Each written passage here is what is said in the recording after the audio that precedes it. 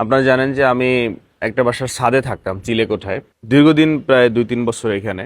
তো এনসিপি করে বলে এই জন্য বাসাটা ছেড়ে দেওয়ার নির্দেশ আর কি। একটা বাড়িতে তো অনেকগুলো মালিক থাকে, 2-3টা পক্ষ আর কি খুব নানানভাবে ডিস্টার্ব করতেছে।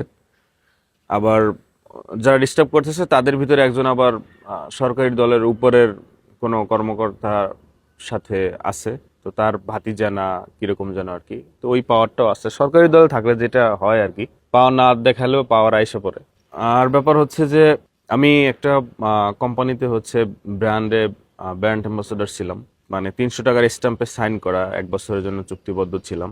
মানে 2 দিনের রাজনীতিতে 2 ত্যাগ, বিষয়টা এরকম। বাসা ছাড়ার নির্দেশের একটা ত্যাগ।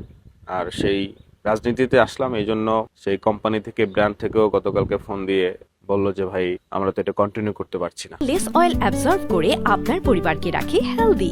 ফুড গ্রেড ম্যাটেরিয়ালে তৈরি যমুনা কুকওয়্যার। মানে ব্র্যান্ড থেকে যেই আমি, মানে আমার স্যালারিটা পেতাম, ভালো একটা স্যালারি পেতাম। এবং এমনও ব্যাপারটা হয়ে গেছে যে এখন তো ফেসবুক ইনকাম কম। মানে এই মাসে আমি যে ফেসবুক থেকে ইনকাম পেলাম, এটার চেয়েও ওই স্যালারিটা আমার বড় ছিল, বেশি ছিল, ভালো একটা স্যালারি ছিল। তো ওটাও ক্লোজ।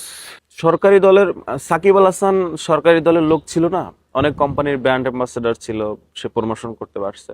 আসলে সরকারি দলে থাকাটা, থাকতে পারলে অনেক সুবিধা আছে, অনেক লাভ আছে, অনেক কিছু না চাইতেও পাওয়া যায়, অনেক বাধা বিপত্তি আসতে চাইলেও আসতে পারে না। জীবনটা আসলে জোয়ার ভাটার মতো, কখনো উপরে উঠে কখনো নিচে নামে। এটা অবশ্যই আমার জন্য ধাক্কা, কিন্তু কনফিডেন্সের বিষয় হচ্ছে, মজার বিষয় হচ্ছে যে আমি এর চেয়েও আরো অনেক বড় বড় ধাক্কা সামলে আসছি। আমার ব্র্যান্ড অ্যাম্বাসেডর 1 বছরের চুক্তিতে ছিল, তো সেটা 2-4 মাসের মাথায় ক্লোজ হয়ে গেল। এটা পেমেন্টটা খুব আমার একটা ব্যাকআপ ছিল, যেহেতু এখন ফেসবুক ইনকাম কম, আরো খুবই মানে গুরুত্বপূর্ণ ব্যাকআপ ছিল।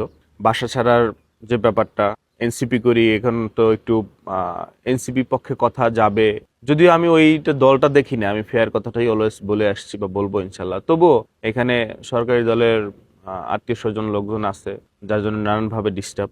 এই যে ধাক্কাটা, মজার বিষয় হচ্ছে যে এর চেয়েও বড় বড় ধাক্কা আমি সামলে আসছি। যাই হোক, আমার শুভাকাঙ্ক্ষী, আমার ভালোবাসার মানুষজন ঢাকা শহরের ভিতরে, মানে মেইন সিটির ভিতরে যদি কারো খোঁজে চিলেকোঠা এবং সেফ বাসা খোঁজে থাকে, তাহলে আমাকে একটু জানায়েন কোনো না কোনো ভাবে।